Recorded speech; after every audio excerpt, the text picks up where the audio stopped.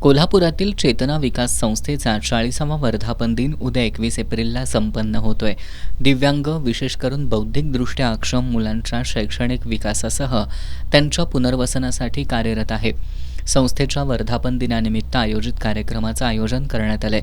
यामध्ये चेतनाच्या वतीनं तयार करण्यात येणाऱ्या विविध वस्तू कोल्हापूरकरांना उपलब्ध व्हाव्यात यासाठी चेतना शॉपीचा शुभारंभ करण्यात येणार आहे. सेन्स इंटरनॅशनल इंडिया पुरस्कृत स्पर्श प्रकल्पाचं उद्घाटन महापौर रूपाराणी निकम यांच्या हस्ते करण्यात येणार आहे. स्पर्श प्रकल्पांतर्गत चेतना संस्था कोल्हापूर जिल्ह्यातील बधिरांग आणि बहुविकलांग यांच्या विशेष शिक्षण प्रशिक्षण क्षेत्रात पाऊल टाकत असून भविष्यात या व्यक्तींना समाजाच्या मुख्य प्रवाहात आणण्यासाठी विशेष प्रयत्न केले जाणार आहेत. या निमित्तानं अशा मुलांच्या पालकांनी संस्थेशी संपर्क साधावा असं आवाहन चेतनाच्या पदाधिकाऱ्यांनी केलंय.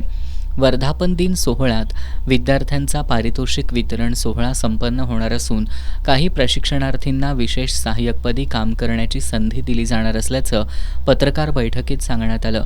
यावेळी संस्थेचे अध्यक्ष नरेश बगरे, उपाध्यक्ष डॉक्टर सुनील पाटील, कार्यकारी अध्यक्ष पवन खेबुडकर उपस्थित होते.